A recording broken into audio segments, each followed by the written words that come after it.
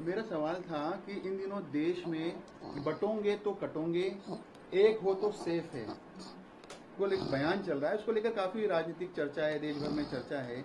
कई जो लीडर है कांग्रेस के, उनके भी बयान इस पर आए हैं। आपका क्या मत है इस बारे में? ये दोनों बयान बहुत सामयिक हैं और सत्य हैं। हमको बंटना नहीं है, चाहे पंथ अनेक हों, हम सब हिंदू एक हों। और जब हम एक होकर रहेंगे तो हमारा कोई बाल भी बांका नहीं कर सकेगा। वैसे एक अंगुली होती है तो कोई भी तोड़ देता है, और जब 5 हो जाए मुक्का तो तोड़ने वाले के दांत टूट जाते हैं। जी। मेरा एक सवाल था कि जम्मू कश्मीर में धारा 370 से जुड़े जो सवाल है, उसमें हाल ही में जो एक शंकराचार्य जी है, अभिमुक्तानंद जी, उनका एक बयान आया है। उन्होंने गौ माता का हवाला देते हुए कहा है कि धारा 370 वहाँ पर जो वापस लागू होना चाहिए। उसके पीछे हवाला भी दिया गौ माता की रक्षा का। तो किसके पहले जो कानून था उसको लेकर, उसको क्या प्रतिक्रिया? शंकराचार्य जी का जो बयान था 370। पहली बात, वे शंकराचार्य ही नहीं है तो उनका बयान कैसा? उनका शंकराचार्य का पक्ष जो है भी कोर्ट में विवादित है। दूसरी बात, वे भारतीय संविधान का एक अक्षर नहीं जानते।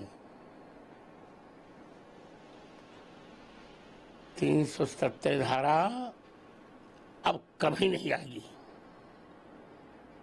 उनकी 7 पुष्टि यत्न करे तो भी नहीं आएगी, तो 370 धारा से नुकसान, देश का नुकसान बहुत है। 370 धारा से एक ही देश में 2 संविधान चलेंगे, 2 झंडे चलेंगे।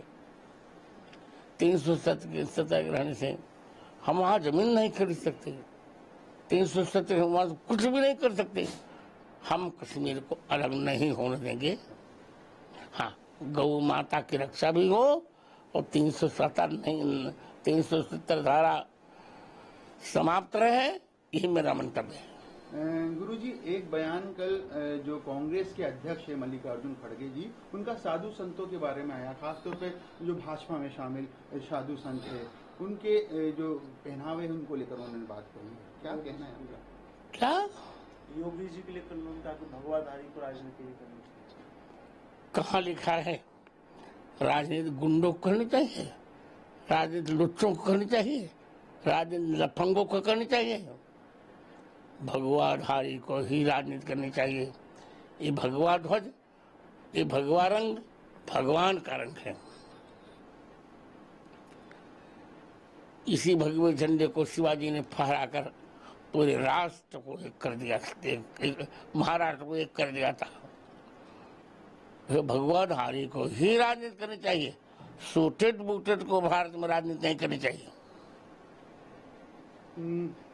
2 दिन पहले जयपुर में ही एक बड़ी कॉन्फ्रेंस हुई थी जो वक्फ संशोधन कानून जो है उसके सिलसिले में, मोती डूंगरी रोड पर। उसमें तौकीर रजा ने एक विवादित बयान भी दिया, मौलाना तौकीर रजा ने, कि हमारी जो आबादी है वो यदि सड़कों पर आएगी तो रूह कांप जाएगी। इस प्रकार के बयान आना किस तरह देखते हैं आप?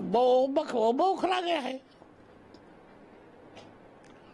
यदि उसकी आबादी ये कहती हमारी आबादी एक हो जाएगी ना, तो इनके ये 141 देशों में कहीं नहीं रह पाएंगे, तो इनको रसातल ही जाना पड़ेगा। एक सनातन जो बोर्ड है उसकी भी मांग चल रही है, आपका क्या मत है इस बारे में? वो हम लोग अभी कुंभ में मीटिंग करेंगे, बैठक करेंगे, फिर निर्णय लेंगे। एक मेरा सवाल है, मोहन भागवत जी जो आरएसएस प्रमुख है, उन्होंने हाल ही में एक बयान दिया था कि जो तीसरे विश्व युद्ध की संभावना बन रही है, पूरे जो पूरा विश्व है उनकी निगाहें वैश्विक शांति के लिए भारत की ओर है। क्या लगता है आपको? सही है। आपने जो महाकुंभ होने वाला है उसके लिए भी कहा है पाकिस्तान को लेकर, महाकुंभ में किस प्रकार की आपकी तैयारी? महाकुंभ में हनुमान जी का 1000 कुंड यज्ञ होगा। 1.25 करोड़ आहुतियां हनुमान जी के चरणों में अर्पित की जाएंगी और हमें विश्वास है कि हनुमान जी की कृपा रहेगी तब पाकिस्तान द्वारा हथियाया हुआ कश्मीर का भाग हमको मिल जाएगा, पाक हमें मिल जाएगा। धन्यवाद।